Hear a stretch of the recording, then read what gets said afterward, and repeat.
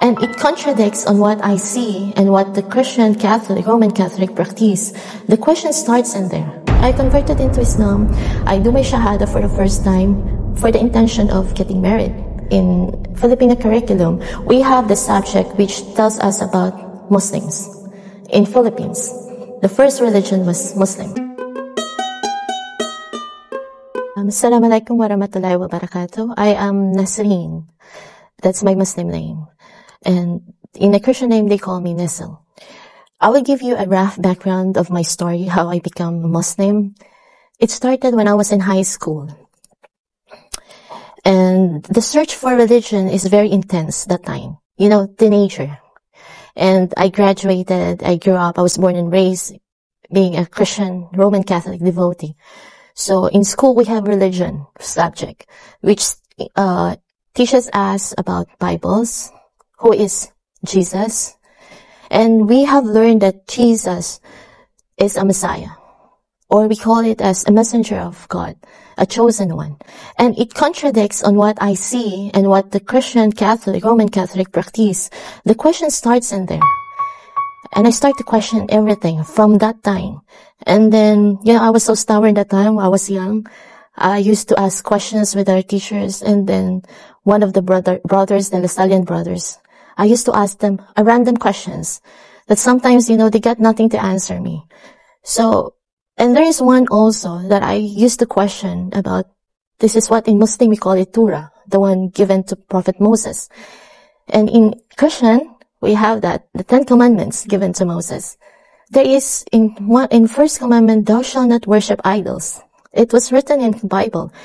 And I start to question that. Those time when I was in high school, I was so stubborn and I was eager to know what is the right religion for me. After that, I graduated in high school. It becomes more intense and intense when I reached the college. And I started to continue search for that right religion for me. But there are still questions that I cannot have that answers. Until I graduated from college, I gave up.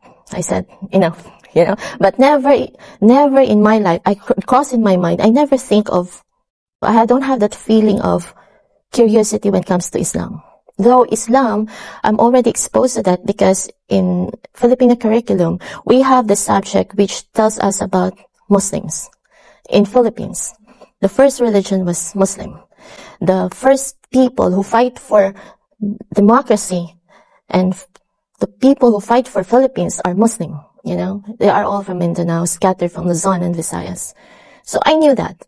And I got friends and I got classmates before. They're Muslim, but they went to Christian school.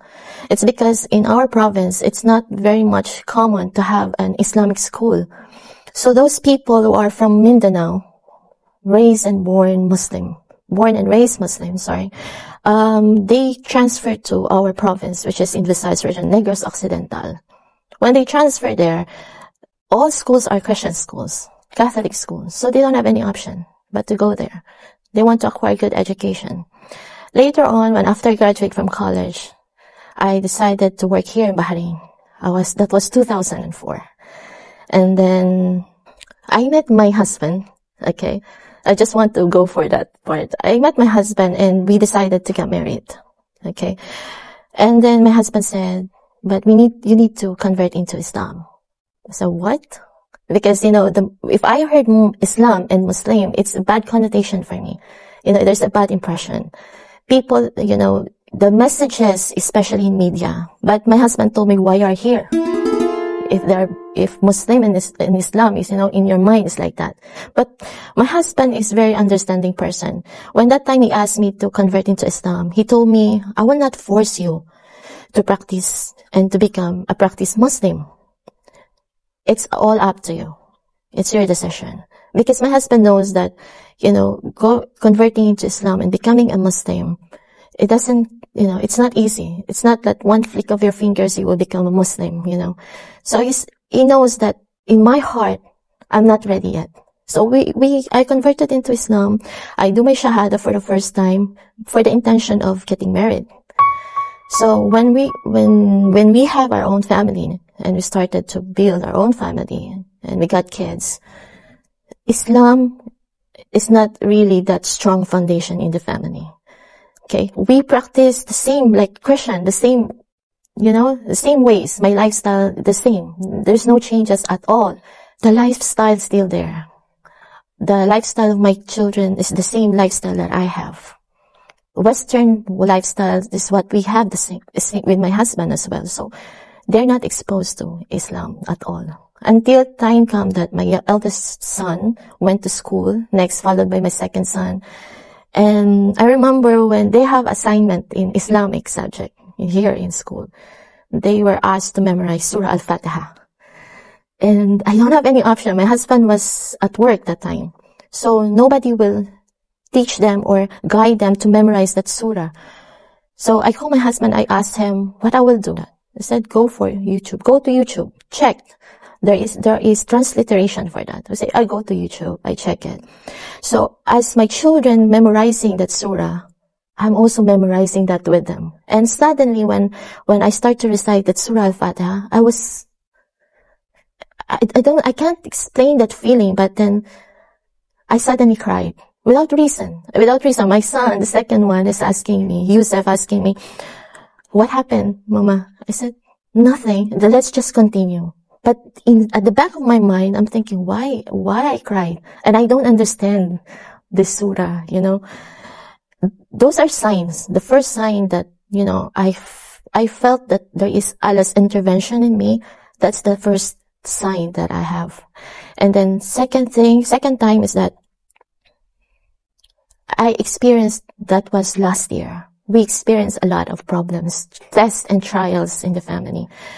It came to the point that, that time is very crucial for all of us to decide what we need to do. My husband is working in a company and the company is it's not doing great anymore. And my company that I'm working before, the previous company, is not paying us the salary.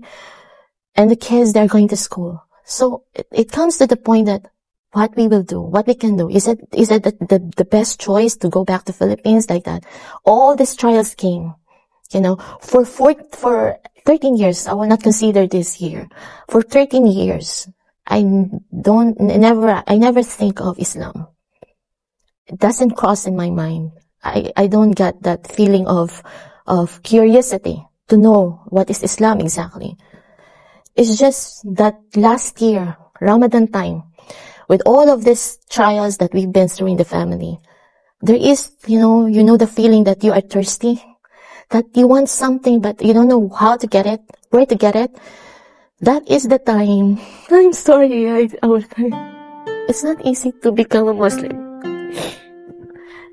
The changes, it's really difficult, especially if you get used to the lifestyle of who you are before. It's really difficult.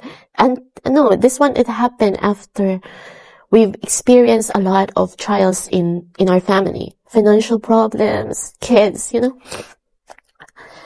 suddenly it comes to my mind, I said, what is Islam?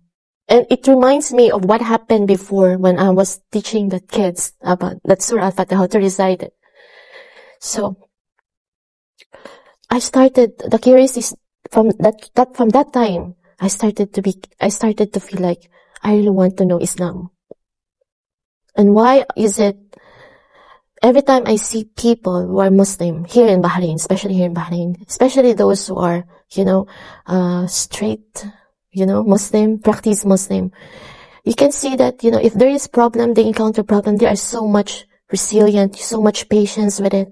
And that it seems like there are too much problems they're encountering and experiencing lots of problems, but they are firm and strong. That I'm thinking, why me? I'm so weak. For all of this, why I cannot be strong enough? So there's questions, You want to know. I told my husband, I want to learn and I want to know what is Islam exactly. He said, go to Google, check it, do your research. I said, yeah, but aside from that, I want somebody to tell me, So I got a friend married with Bahraini as well. He's a member of one of the Islamic organization here in Bahrain. I asked her how to join there and what benefit I could get.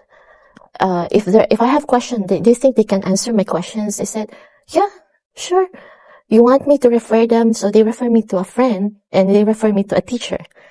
So that's how it started. And then they asked me about how is it, did I have my shahada already or no? I told them I do my shahada for the first time, but that intention is purely because I want to get married. There's no intention of, I want to embrace Islam. No. There's no like that. So I said, okay, you have to go to shahada again. I said, okay, it's no problem. I will do that. I started my course with them. I'm happy. And then all the lifestyle that I have, there are a lot of changes when I started my shahada. The prior to that shahada, the person prior to that is gone. Before, my lifestyle is I used to smoke, drink alcohol, go to bars with friends like that. That is my lifestyle. But when I have my shahada for the second time and I decided this is it. I have to embrace Islam. And I started to fall in love with the religion, understanding what is Islam. Islam is it's really a big opportunity, and I'm proud, I'm proud that I converted into Islam. And or they call it a revert Islam.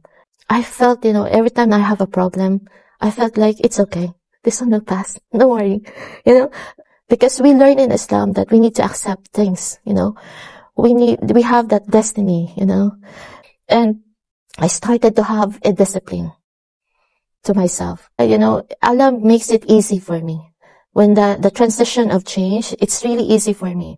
Learning how to do salah, those are the changes when I was a Christian, I will remember to pray if I have problems. But when I become a Muslim, I felt so bad if I miss one salah. You have to complete 5. If I miss one, I felt so bad about it. It's like, oh my God, I know there's something bad will happen again to me if I miss one. It's like that. So I'm not comfortable anymore. Islam accepts everyone, no matter who you are, where you come from, what's your past. Islam doesn't care about that. So this religion really opens a door of opportunity for us to change, to be closer to Allah, to submit ourselves, that we have to acknowledge Him is the only God.